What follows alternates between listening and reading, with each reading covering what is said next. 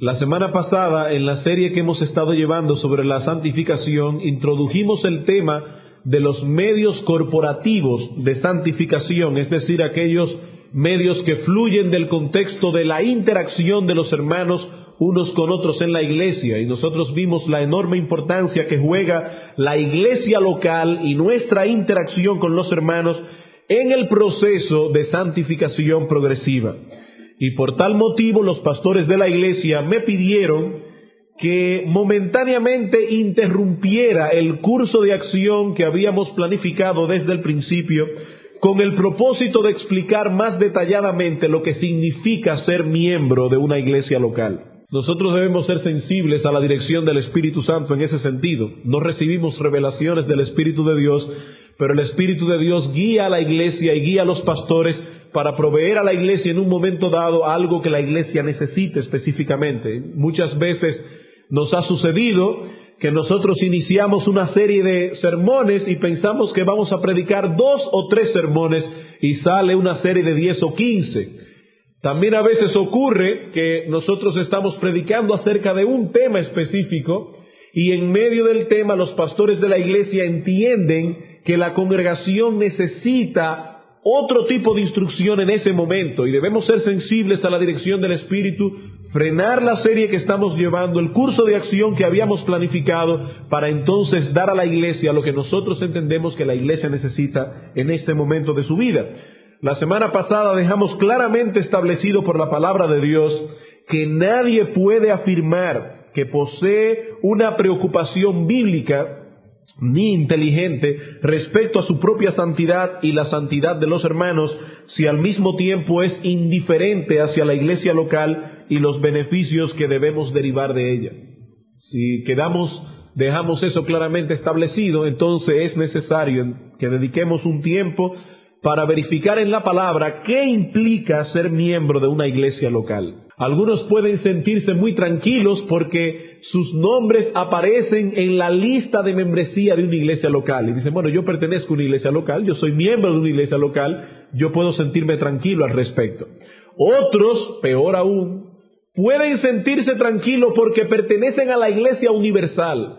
Es decir, yo me convertí a Cristo, yo pertenezco a la iglesia del Señor en sentido genérico y por lo tanto puedo sentirme tranquilo. Yo espero que el Espíritu Santo en esta mañana nos intranquilice en lo que respecta a eso. Y antes de pasar a considerar nuestro tema, quisiera a modo de introducción definir 2 conceptos que son claves para la comprensión del tema que nos ocupa. Recuerden que vamos a estar hablando acerca de lo que significa ser miembro de una iglesia. Por lo tanto, para poder comprender el tema debemos definir el concepto de iglesia y también tenemos que definir el concepto de membresía. Cuando nosotros estudiamos el Nuevo Testamento nos damos cuenta que la palabra iglesia aparece allí por lo menos en 2 sentidos básicos.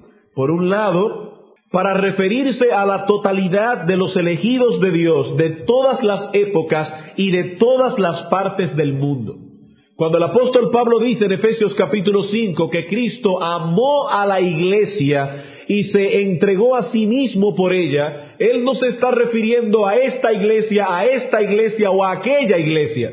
Pablo se está refiriendo a todos los elegidos de todas las épocas, de todas las partes del mundo que han sido salvados por el Señor. Esa es la iglesia a la cual el Señor amó y por la cual el Señor se entregó. Nosotros podemos llamar a esa iglesia la iglesia universal de Cristo. Pero en el Nuevo Testamento la forma más común en que se usa esta palabra es en referencia a la reunión particular de aquellos que profesan ser discípulos de Cristo en un lugar específico, los cuales se rigen por las normas establecidas por Cristo, dadas por los apóstoles en el Nuevo Testamento. Vamos a Filipenses capítulo 1, versículo 1, para ver un ejemplo de ese sentido en que se usa la palabra iglesia en el Nuevo Testamento. Filipenses capítulo 1, versículo 1. Pablo y Timoteo, siervos de Jesucristo, a todos los santos en Cristo Jesús que están en Filipos con los obispos y diáconos. El apóstol Pablo está enviando una carta a una iglesia específica, la cual consistía de un grupo de discípulos que profesaban haber sido unidos a Cristo. Noten que dice a todos los santos en Cristo Jesús, a un grupo de personas que profesaban estar unidas a Cristo, localizadas geográficamente en la ciudad de Filipos y organizada como asamblea con una forma de gobierno establecido. Noten que Pablo dice a los hermanos santos en Cristo que están en Filipos con sus obispos y diáconos. Es decir, era una iglesia local, una reunión de creyentes en Cristo que se reunía en un local específico, en un lugar específico y que poseía un gobierno específico. Dice con sus obispos o pastores y diáconos. Eso no quiere decir, hermanos, que existen dos iglesias. Porque alguien puede pensar, entonces hay dos iglesias, la universal y la local. No, hay una sola iglesia del Señor, pero se trata más bien de dos aspectos de la misma iglesia. Ahora bien, tan pronto nosotros hablamos de la membresía de una iglesia, obviamente nos estamos refiriendo primariamente a la iglesia en su sentido local, es decir, a la reunión de un grupo de creyentes en un lugar específico con sus líderes específicos.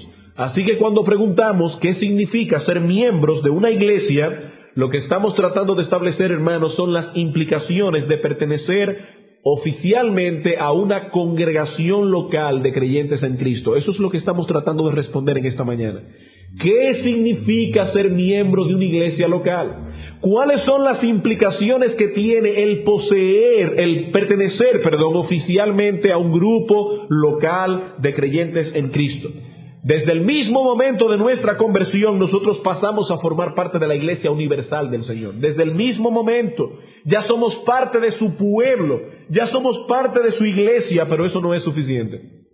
Eso no es suficiente. Ahora debemos ser añadidos a un grupo específico de creyentes que se reúnen a adorar al Señor en un lugar específico, con un programa específico, con un liderato específico.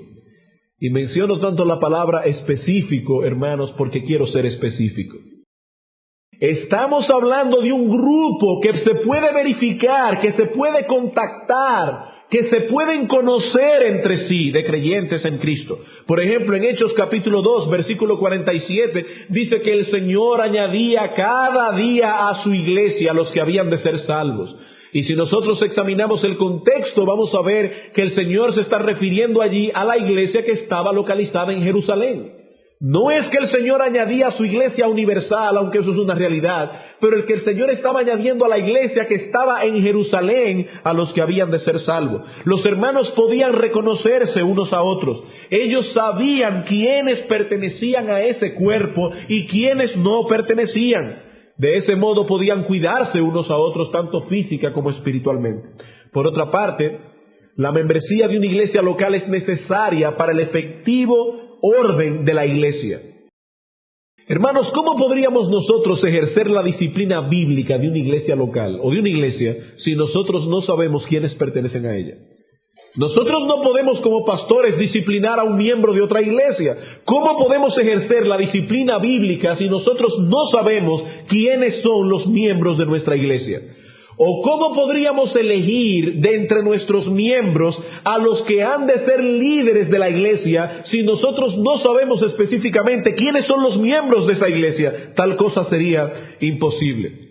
La iglesia apostólica tenía un concepto tan alto de lo que significa la membresía que ellos podían incluso dar una lista de las viudas que pertenecían a su iglesia y que necesitaban ayuda económica. 1 Timoteo capítulo 5 versículos 9 y 10. Había una lista de membresía y ellos podían extraer de esa lista de membresía inclusive quiénes eran viudas y de esas viudas quiénes necesitaban ayuda económica. Por tanto, hermanos, si alguien afirma ser creyente y pertenecer a la iglesia universal del Señor, para tal persona no es una opción pertenecer a un cuerpo local y visible de creyentes en Cristo. Para dar un ejemplo de los tantos que abundan en el Nuevo Testamento, yo quisiera afianzar la verdad solamente buscando Hebreos capítulo 13, versículo 17. Un solo ejemplo de los tantos que abundan en el Nuevo Testamento. Hebreos capítulo 13, versículo 17.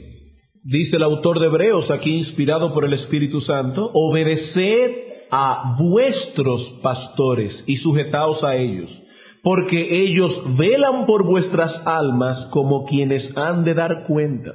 Hermanos, tal mandamiento no tendría ningún sentido fuera del contexto de una iglesia local con sus líderes bíblicamente establecidos. El cumplimiento de ese mandamiento que aparece allí presupone que todo creyente en Cristo se ha colocado voluntariamente bajo la supervisión de ciertos pastores. Aquí dice: sujetaos a vuestros pastores. No dice simplemente sujetaos a pastores en sentido general, sino a vuestros pastores, a un grupo de pastores específicos a los cuales tú voluntariamente has decidido someterte.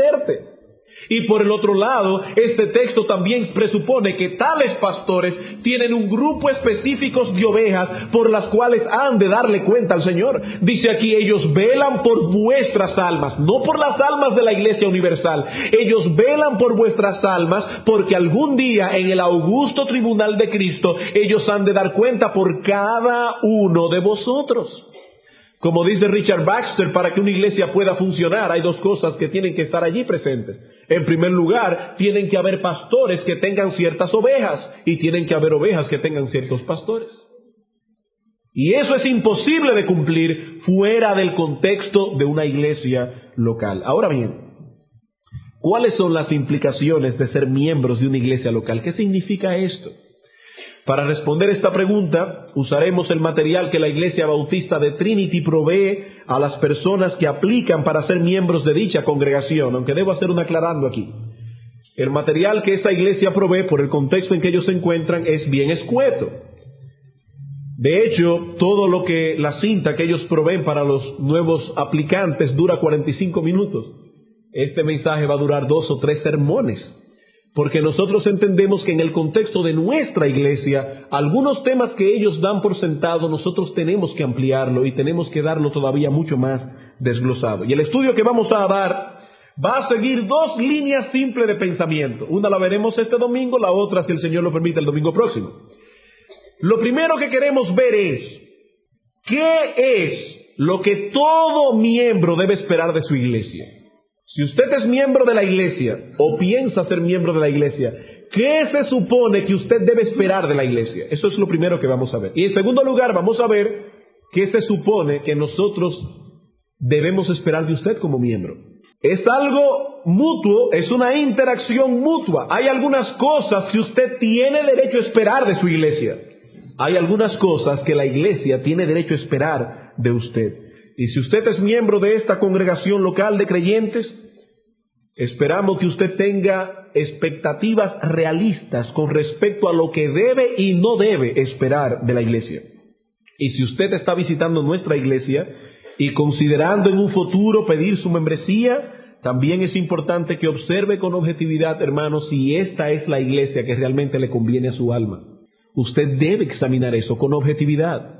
No se lleve simplemente de que aquí todo parece muy bien, que los hermanos cantan muy bonito, etcétera, etcétera. No. Usted tiene que conocer esta congregación de creyentes y debe examinar con objetividad si realmente esta es la iglesia que le conviene a su alma. Así que vamos a comenzar en primer lugar viendo lo que todo miembro debe esperar de su iglesia. Son 4 cosas. En primer lugar, debe esperar un esfuerzo serio, evidente, tangible, de que queremos conformar toda la vida y ministerio de la iglesia a la palabra de Dios. Repito, debe esperar un esfuerzo serio, evidente, tangible, de conformar toda la vida y ministerio de la iglesia a la palabra de Dios. Usted tiene derecho a esperar de este cuerpo local de creyentes un esfuerzo serio y evidente de conformar toda la vida y ministerio de la iglesia a la palabra. La Escritura enseña que Cristo es la cabeza de la iglesia y por lo tanto solo Él tiene derecho a dirigir los asuntos concernientes a ella. Él fue que la compró con su sangre y en el sentido más estricto del término, Él es el dueño, el único amo de la iglesia de Cristo. Pablo dice claramente en su carta a los Efesios que los maridos son cabezas de la mujer, el marido es cabeza de la mujer, así como Cristo es cabeza de la iglesia, la cual es su cuerpo y Él es su Salvador. Es la cabeza la que dirige el cuerpo. Es de la cabeza que parten todos los comandos que el cuerpo debe obedecer. Y dentro de ese esquema, los pastores de la iglesia, que en este cuerpo local somos 4 pastores, somos simplemente, como Pablo describe en 1 Corintios 4, servidores de Cristo y administradores de los misterios de Dios. Por eso en ese mismo capítulo Pablo dice: ahora bien, se requiere de los administradores que cada uno sea hallado fiel. No dice que se requiere de los administradores que cada uno sea original. Aquí nadie debe ser original. Dice la Escritura, somos servidores de Cristo, estamos administrando los misterios de Dios y por lo tanto la única función de los pastores es ser fiel a lo establecido por Cristo en su palabra, porque Él es la cabeza de la iglesia, no nosotros. Él es el único amo y dueño de la iglesia, el único que tiene derecho a decir lo que la iglesia debe y no debe hacer. Ahora bien, hermanos, noten lo que estamos diciendo con cuidado, que todo miembro debe esperar de su iglesia. No estamos diciendo que la iglesia debe conformarse perfectamente a todo lo revelado por Dios en su palabra. Si usted está buscando para hacerse miembro de la iglesia perfecta, va a tener mucho problema, porque hermanos, de este lado del cielo no existe la iglesia perfecta. De este lado del cielo no existe la iglesia perfecta. Y sencillamente ninguna iglesia es perfecta, porque la iglesia está compuesta por personas que somos imperfectas. Y por lo tanto la iglesia perfecta no puede de ninguna manera existir. Estamos hablando aquí de una iglesia que manifiesta un esfuerzo. Noten que estamos eligiendo las palabras. Que manifiesta un esfuerzo serio, evidente, de que quiere conformarse a todo lo revelado por Dios en su palabra. La iglesia es un organismo vivo y como tal todo el tiempo está manifestando desarrollo, todo el tiempo está manifestando crecimiento. Ninguna iglesia del mundo puede creer que ya llegó al lugar donde debía llegar. El mejor argumento para probar esto son las mismas iglesias que aparecen en el Nuevo Testamento. La mayoría de ellas fueron fundadas por apóstoles y pastoreadas por apóstoles y no eran iglesias perfectas. Usted toma la iglesia de Éfeso, una iglesia doctrinalmente sólida, fundada por el apóstol Pablo, pastoreada en sus primeros 3 años por Pablo, luego por Timoteo y luego por el apóstol Juan. Y cuando Pablo escribe su carta a Timoteo mientras era pastor de la iglesia, tiene que corregir una serie de problemas que estaban ocurriendo allí. Y cuando el Señor Jesucristo escribe su carta a la iglesia de Éfeso, dice: tengo contra ti que has perdido tu primer amor. La iglesia de Éfeso. Una iglesia como la iglesia de Filipos, los hermanos se amaban entre sí, una iglesia que estaba creciendo sólidamente en el Señor, fundada también por el apóstol Pablo, y Pablo tiene que decir a Evodia y a Síntique que sean de un mismo sentir en el Señor, están dividiendo el cuerpo. La iglesia de Tesalónica, fundada por el apóstol Pablo, luego supervisada por un breve tiempo por el mismo Timoteo. Una iglesia de la cual Pablo llegó a decir: ahora vivo porque veo que ustedes están caminando bien en el Señor. Pero Pablo tiene que decir a los hermanos que no quieren trabajar que tampoco coman, porque habían vagos en la iglesia de Tesalónica. Hermanos, todas las iglesias del mundo tienen sus ovejas y sus cabras. Todas las iglesias del mundo tienen su desarrollo, su crecimiento constante que deben llevar a cabo. Y lo que todo miembro tiene derecho a esperar de su iglesia es que ésta manifieste un esfuerzo serio, maduro y yo añadiría sabio, de caminar por esa senda de desarrollo constante, porque toda iglesia se encuentra siempre en el proceso de corregir algunas cosas que son deficientes, de afianzar y fortalecer algunas que están caminando bien, de aplicar principios que antes no conocíamos porque éramos ignorantes en cuanto a eso de la palabra. Ahora, ¿qué es lo que usted debe esperar? Que el liderato de esa iglesia esté realmente comprometido con la palabra de Dios para guiar a la iglesia hacia ese lugar, hacia ese diseño que Dios intentó para ella, y que posea la suficiente humildad como para corregir cualquier error cometido en el pasado por ignorancia y suficiente humildad para aceptar cualquier consejo en el momento oportuno. Eso es lo que todo miembro debe esperar de su iglesia. En segundo lugar, todo miembro tiene derecho a esperar ser responsable y amorosamente recibido en la vida de la congregación por los miembros que ya componen dicha grey.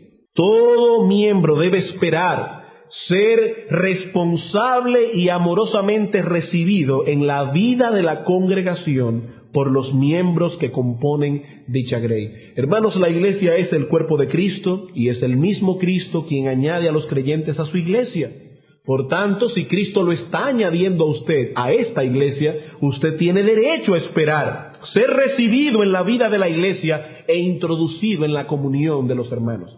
Por ejemplo, el apóstol Pablo dice en Romanos capítulo 12, versículo 4 y 5, porque de la manera que en un cuerpo tenemos muchos miembros, pero no todos los miembros tienen la misma función, así nosotros, siendo muchos, somos un cuerpo en Cristo, y oiga bien, hermano, y todos miembros los unos de los otros.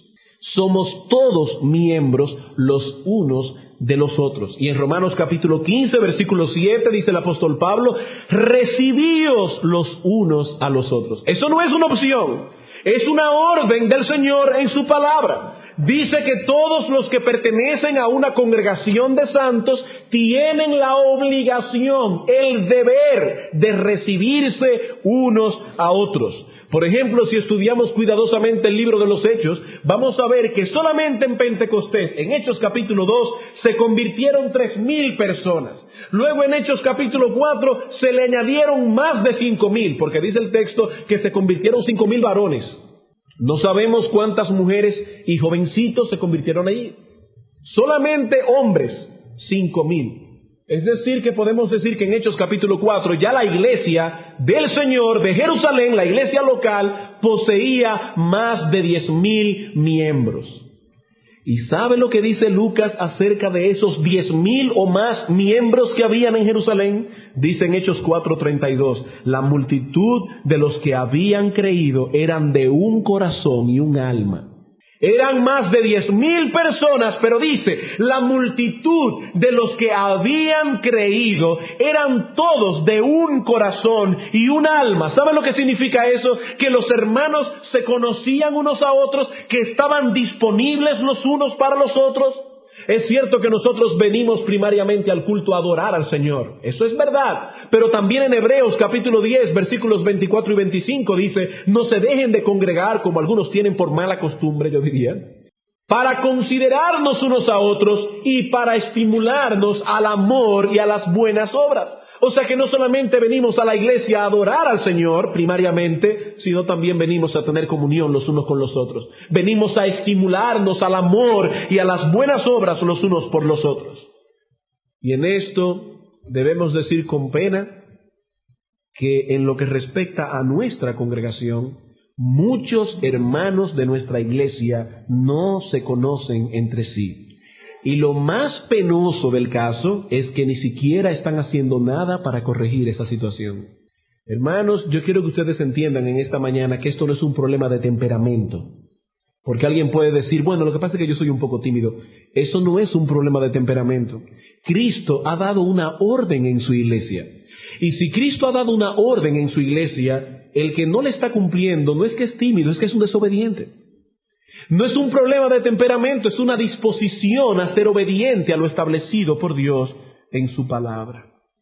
Nosotros somos una familia en Cristo, y cuando Cristo añade otro miembro a dicha familia, Él espera que éste sea recibido en la vida y comunión de dicho cuerpo. A mí me llama poderosamente la atención el esfuerzo que ponían los hermanos de la iglesia primitiva en saludarse unos a otros.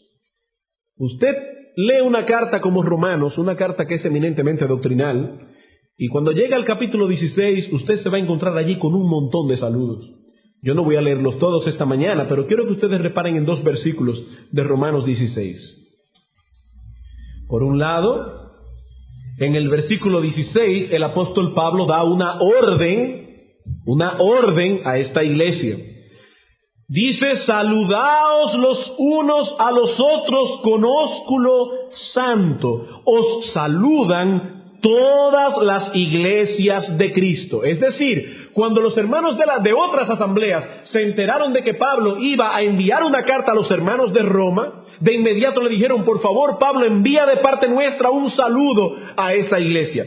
Pero también recuerden que el apóstol Pablo, luego que conoció al Señor camino a Damasco, comenzó a tener problemas con la vista. Y por esa razón, la mayoría de las cartas que fueron escritas o que son de la autoría de Pablo, no fueron escritas directamente por él. Él tenía un amanuense, un secretario.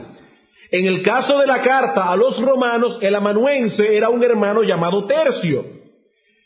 Y Tercio no resistió la tentación de él mismo incluir su saludo en la carta. Versículo 22. Yo, Tercio, que escribí la epístola, también os saludo en el Señor. Había un esfuerzo, un afán de los hermanos de hacer ver esa hermandad en una forma práctica. Queremos saludarles en el Señor. Otros textos que podemos buscar, entre otros, 1 Corintios capítulo 16, versículo 20. 1 Corintios capítulo 16, versículo 20. Os saludan todos los hermanos, saludaos los unos a los otros con ósculo santo. 2 Corintios capítulo 13, versículo 12. Saludaos unos a otros con ósculo santo. Filipenses capítulo 4, versículos 21 al 22. Saludad a todos los santos en Cristo Jesús. Los hermanos que están conmigo os saludan. Todos los santos os saludan, y especialmente los de la casa de César. Y podríamos seguir así en todo el Nuevo Testamento. Saludos, saludos y más saludos. ¿Quiere decir eso que ahora esta iglesia va a tomar la costumbre, como hacen algunas iglesias, de en medio del culto, antes del mensaje, decir: ok, hermano, ahora saludarnos todo el mundo aquí? No, porque hermanos, eso es un caos. Eso es una irreverencia delante del Señor. No podemos interrumpir la adoración para saludarnos unos a otros. Pero hermanos, en el culto de adoración, después que todo termina, hay tiempo de sobra para saludarse unos a otros. Hay tiempo de sobra allí afuera para saludarse unos a otros sin violar los principios que aparecen claramente en la Escritura de no interrumpir la adoración solemne que debe haber en la iglesia hacia el Señor. Y si todos los hermanos aquí se paran de repente a saludarse mutuamente en medio del culto, esa reverencia sería quebrantada y sería violado un principio también establecido en la palabra. No podemos violar un principio para obedecer otro. Pero debemos buscar el contexto más apropiado para que estos mandamientos que aparecen en la palabra de Dios sean cumplidos. Más apropiado para que estos mandamientos que aparecen en la palabra de Dios sean cumplidos. Ese recibimiento del que estamos hablando incluye la actividad responsable y consciente, no solo de conocer a los miembros de dicho cuerpo, sino también a cuidar de ellos en la medida de nuestras posibilidades, tanto física como espiritualmente. Algunas de estas cosas van a ser ampliadas en el sermón del domingo próximo. Así que vamos a pasar al tercer punto. Hemos visto entonces, todo miembro tiene derecho a esperar de su iglesia un esfuerzo serio, evidente, tangible de conformar la vida y ministerio de la iglesia a la palabra de Dios. Todo miembro tiene derecho a esperar ser recibido amorosa y responsablemente en la vida y comunión de la iglesia. Tercero, usted tiene derecho a esperar ser amorosa y responsablemente recibido por los pastores de la iglesia, los cuales han de velar por su vida cristiana. Usted tiene derecho a esperar ser amorosa y responsablemente recibido por los pastores de la iglesia, los cuales han de velar por su vida cristiana. No solo debe ser amorosamente recibido por los miembros de la iglesia, sino oficialmente recibido por los pastores de dicha congregación, los cuales tienen la responsabilidad de velar por usted. El texto que leímos de Hebreos 13:17. Obedeced a vuestros pastores y sujetaos a ellos, porque ellos cuidan por vuestras almas como quienes han de dar cuenta, en este caso, al Señor. Los pastores han sido divinamente constituidos por Cristo en su iglesia para que cuiden de usted. Hechos capítulo 20, versículo 28, dice: mirad por vosotros mismos y por todo el rebaño en que el Espíritu Santo os ha puesto por obispos, está hablando a los pastores, para apacentar la iglesia del Señor, la cual Él ganó por su propia sangre. Primera de Pedro capítulo 5 también nos dice algo similar. Primera de Pedro capítulo 5, versículos 1 al 3, ¿cuál es la responsabilidad que tenemos los pastores de la iglesia para con usted? Ruego a los ancianos que están entre vosotros, yo anciano también con ellos y testigo de los padecimientos de Cristo, que soy también participante de la gloria que será revelada, a apacentar la grey de Dios que está entre vosotros, cuidando de ella, no por fuerza, sino voluntariamente, no por ganancia deshonesta, sino con ánimo pronto, no como teniendo señorío sobre los que están a vuestro cuidado, sino siendo ejemplos de la grey. Pedro dice aquí, los hermanos que han sido añadidos a la iglesia, Cristo se los ha puesto a vuestro cuidado. Ese es nuestro deber. Y por lo tanto, usted tiene derecho a esperar que tales líderes, divinamente constituidos y llamados, han de velar por usted de la manera que Dios ha establecido en su palabra y en la medida de sus posibilidades. Es por esa razón que los pastores de esta iglesia específicamente estamos visitando a cada miembro de la iglesia en su casa. Estamos preguntándole por su vida devocional, estamos preguntándole por su devocional familiar, la forma en que está criando a sus hijos en el temor del Señor. No nos estamos entrometiendo en su vida, estamos simplemente pastoreando la iglesia. Es por esa razón también, y en parte, que los pastores de la iglesia, de esta iglesia específica, se reúnen todas las semanas, al menos una vez, todas las semanas, para tratar asuntos que conciernen a la vida de la iglesia en general y a la vida de hermanos en particular. Algunos de esos casos a veces penosamente tienen que llegar al conocimiento de ustedes cuando algún miembro tiene que ser puesto en disciplina pública. Y eso también es parte del cuidado que tenemos por la grey. Porque al hacer esto, aunque sea algo desagradable, estamos tratando con el alma de ese hermano en particular y cuidando la pureza de la iglesia en general. Ahora bien, yo quisiera aquí también hacer otra aclaración entre paréntesis. Los pastores de la iglesia debemos velar por la vida de cada miembro de la congregación y vamos a darle cuenta al Señor por cada uno de ustedes. Pero hermanos, recuerden, en primer lugar, que somos 4. En segundo lugar, que ustedes son casi 600, solamente los que son miembros. Recuerden también que nosotros tenemos familias que atender. Recuerden que si nosotros, por estar activos, envueltos en el trabajo de la iglesia, descuidamos a nuestras familias, perdemos a nuestros hijos, nosotros seremos descalificados del ministerio. Recuerden también que si nosotros, por no cuidar nuestro cuerpo, hacemos tanta actividad dentro de la iglesia que no tomamos en cuenta principios claramente establecidos en la palabra de Dios para todo hijo de Dios, incluyendo los pastores, acabaremos tostados y entonces no podremos ministrar. En ese sentido, los pastores de la iglesia deben ser sabios en manejar sus ministerios de acuerdo a principios, no de acuerdo a necesidades. Voy a repetir eso otra vez. Los pastores de la iglesia tenemos que ser sabios en manejar nuestros ministerios de acuerdo a principios, no de acuerdo a necesidades, porque necesidades tenemos todos y todo el mundo siempre cree que su problema es urgente. Vamos a buscar algunos textos de la palabra de Dios. Marcos capítulo 1. Quiero que tomen en cuenta, hermanos, que estamos aquí leyendo acerca del ejemplo de nuestro Señor Jesucristo. El pastor de los pastores, el príncipe de los pastores, le llama la Escritura. El buen pastor del Salmo 23. Dice aquí en el versículo 32, cuando llegó la noche, luego que el sol se puso, le trajeron todos los que tenían enfermedades y a los endemoniados. Y toda la ciudad se agolpó a la puerta y sanó a muchos que estaban enfermos de diversas enfermedades y echó fuera muchos demonios. Hermanos, como ustedes pueden ver allí, todos los problemas que estaba tratando Cristo eran urgentes. Dice aquí que venían personas de lugares a veces hasta apartados trayendo enfermos para que Cristo los sanara. Dice allí que algunos de esos enfermos eran también endemoniados y los familiares estaban sufriendo tremendamente al ver a sus seres queridos en esa condición tan deplorable. Pero lean ahora el versículo 35. Levantándose muy de mañana, siendo aún muy oscuro, salió y se fue a un lugar desierto y allí oraba. Es decir, Cristo, como hombre que era también, no descuidaba su vida devocional particular por estar atendiendo a los demás. Pero más aún, dice que luego Pedro le buscó Simón y los que con él estaban, y hallándole le dijeron: todos te buscan. Todos te buscan.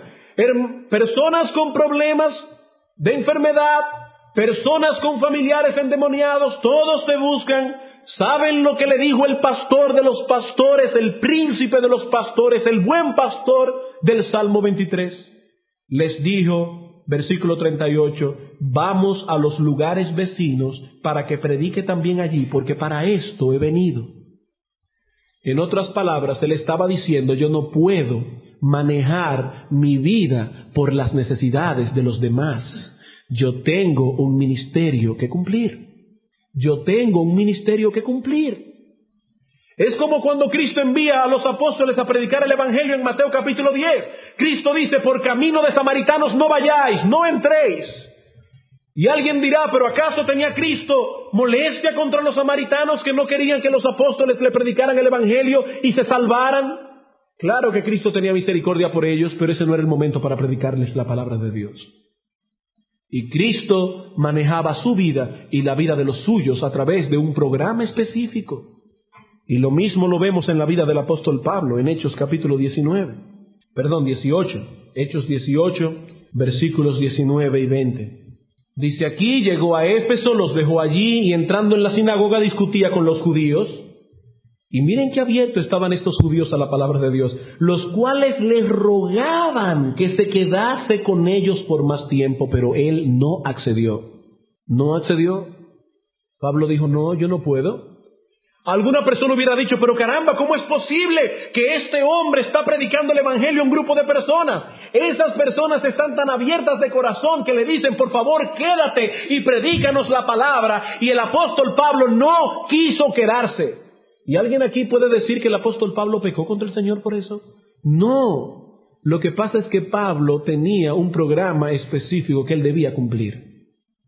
Claro, hermanos, hay momentos donde usted puede tener todos los programas que sea y hay urgencias que son realmente... Sí, hermanos, hay ciertos casos que son tan urgentes que usted puede tener el programa que sea y ese programa tiene que ser cambiado. Si una persona se está muriendo en una clínica, es un hermano de la iglesia o ha tenido un accidente y hay que ir a socorrerlo, yo no puedo decirle no porque ese es el momento para yo hacer calistenia. No, por más que yo tenga que cuidar mi cuerpo, yo tengo que ir a socorrer a ese hermano. Y si hay que levantarse a las 3 de la mañana para ir a socorrer a una persona, se hace, y no solamente se hace, hermano, se ha hecho. Y se sigue haciendo en la iglesia. Yo no estoy diciendo esto para desalentar a los hermanos a buscar ayuda. Ustedes saben que no, hermanos. Los pastores de la iglesia estamos aquí para ayudar a los hermanos de la iglesia. Estoy simplemente diciendo eso para cuidar vuestras almas, porque nosotros conocemos las maquinaciones de Satanás. Y muchas veces hay hermanos que llaman, por ejemplo, por la línea telefónica y pasa cierto tiempo en que no se les responde la llamada exactamente en el momento en que esa persona espera que se le responda. Si nosotros no respondemos la llamada porque nos pasamos el día entero tomando sol y yendo a jugar golf, entonces nosotros debemos ser reprendidos. Pero hay momentos en que esas llamadas no se responden exactamente en el momento en que se esperaba porque habían otras cosas que resolver. Y hermanos, nosotros queremos que ustedes entiendan eso. Nosotros estamos dando nuestra vida por el cuidado de los hermanos. Nosotros no fuimos llamados a pastorear libros, nosotros no fuimos llamados a pastorear sillas, fuimos llamados a pastorear personas. Pero entiendan que no somos ángeles desencarnados. No somos ángeles desencarnados. Y paradójicamente con todo eso, les exhorto y les animo a seguir buscando ayuda pastoral, porque no queremos desanimarlos en ese sentido. Lo que queremos es comprensión, para que la iglesia pueda funcionar adecuadamente y para que cada hermano sepa qué es lo que debe esperar de su iglesia y de los pastores. Y finalmente, en cuarto lugar, todo miembro tiene derecho a esperar que se le ha de brindar la oportunidad, así como también se le alentará a descubrir sus dones para el beneficio de la iglesia. Todo miembro tiene derecho a esperar que se le ha de brindar la oportunidad, así como también se le alentará a descubrir sus dones para el beneficio de la iglesia. El apóstol Pablo dice en 1 Corintios capítulo 12 que el Espíritu Santo soberanamente ha dado dones a su iglesia y ha colocado a cada miembro en el cuerpo en un lugar donde ese miembro pueda contribuir de alguna manera a la edificación y desarrollo de esa iglesia. También en 1 de Pedro capítulo 4 versículos 10 y 11 el apóstol Pedro nos dice una idea similar. 1 de Pedro capítulo 4 versículos 10 y 11. Dice Pedro, cada uno, note bien hermanos, no solamente los pastores, no solamente los diáconos, cada uno, según el don que ha recibido, ministrelo a los otros como buenos administradores de la multiforme gracia de Dios. Si alguno habla, hable conforme a las palabras de Dios. Si alguno ministra, ministre conforme al poder que Dios da, para que en todo sea Dios glorificado por Jesucristo, a quien pertenecen la gloria y el imperio por los siglos de los siglos. Amén. En ese proceso hay una parte que es responsabilidad del miembro de la iglesia y que veremos el domingo próximo, en el próximo sermón. Pero lo que la iglesia como iglesia está llamada a hacer es brindar un clima donde cada hermano pueda descubrir y desarrollar los dones que el Señor le ha concedido y se han puesto en operación. Por ejemplo, el ministerio de ayuda a los santos, del cual tantos hermanos de nuestra iglesia se han beneficiado, surgió por la iniciativa de una pareja de la iglesia, no surgió por iniciativa de los pastores, surgió por la iniciativa de una pareja de la iglesia a quienes el Señor puso en su corazón un peso por los hermanos necesitados de la iglesia. Me refiero específicamente, hermanos que no están aquí, por cierto, los hermanos Nick y Janet que están residiendo en Miami. Esos hermanos no eran pastores de la iglesia, pero el Señor puso un peso en su corazón y según, si no recuerdo mal, creo que el ministerio comenzó por una iniciativa de esa pareja de hermanos. Cuando se avisa a los hermanos de la iglesia que alguien está enfermo o que una hermana ha dado a luz, ¿cómo podremos descubrir cuáles son nuestros dones específicos si no nos involucramos en tales cosas?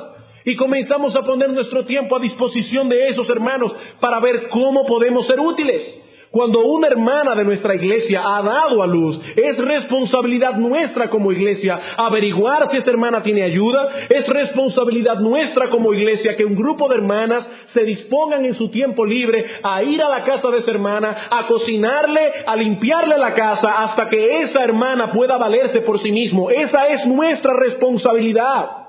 Y hermanos, yo creo también que en ese contexto esta iglesia tiene mucho que crecer. Tiene mucho que crecer. Hay cosas que se pueden alabar, pero hay cosas también que se deben amonestar.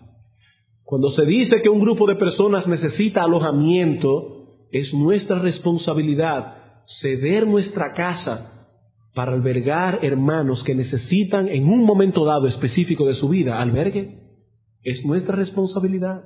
La semana próxima nosotros vamos a ver el reverso de esa moneda, es decir, lo que la iglesia debe esperar de sus miembros.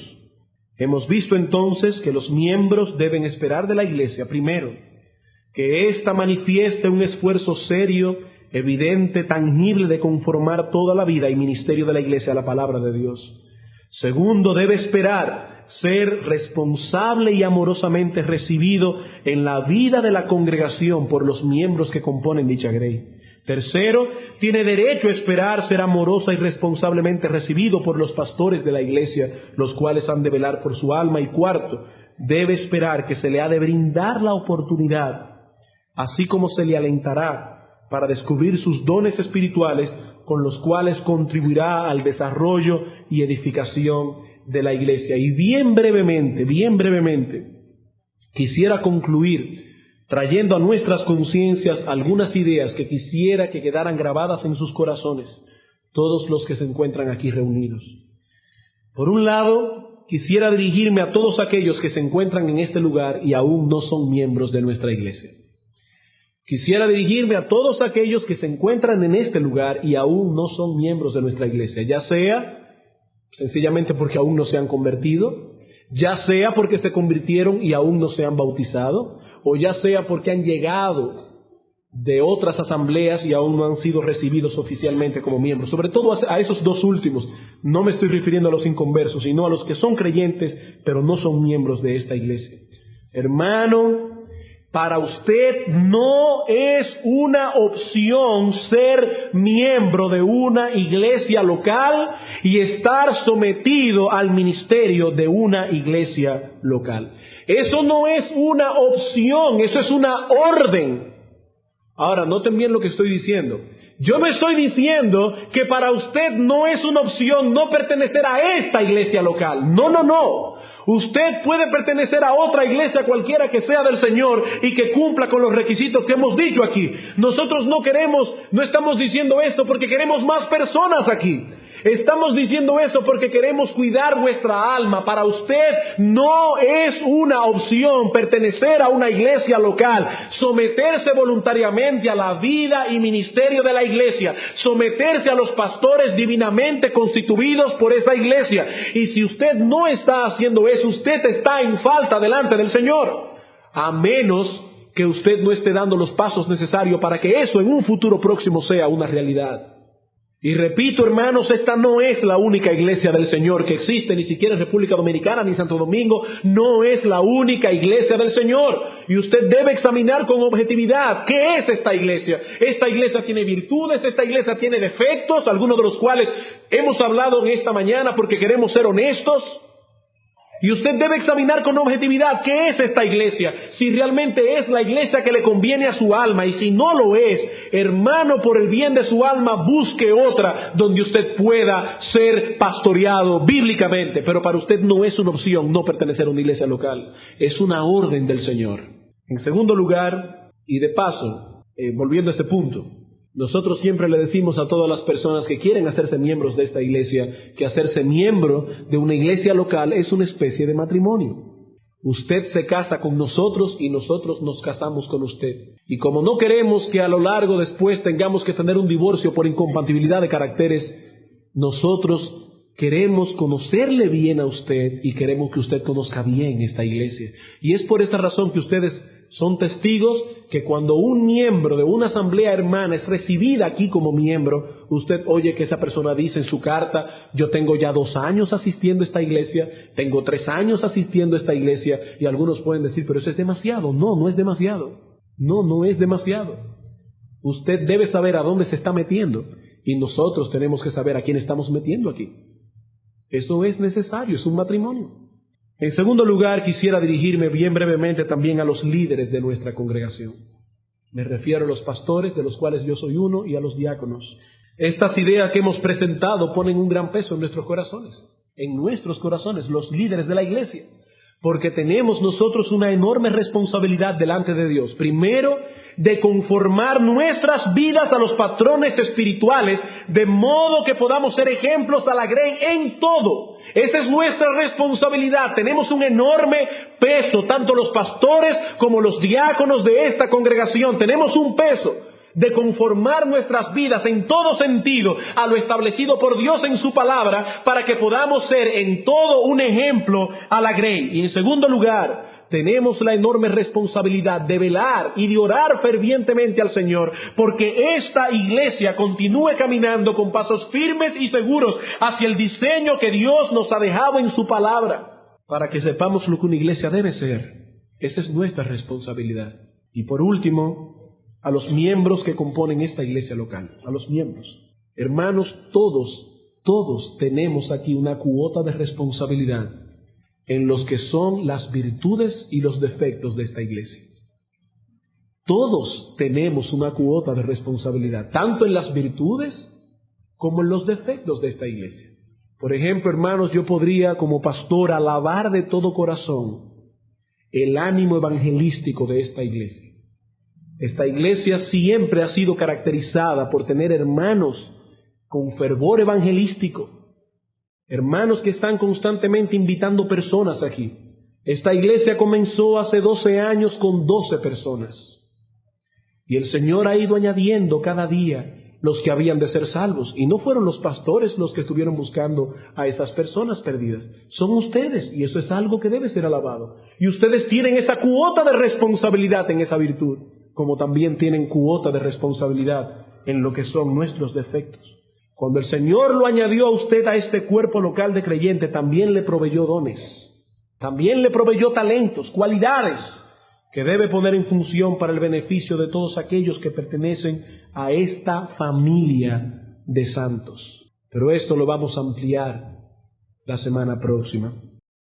Solamente quiero dejarles también en el ánimo que hoy es el día del Señor, y aunque no haya culto a las 6 de la tarde, hoy es el día del Señor.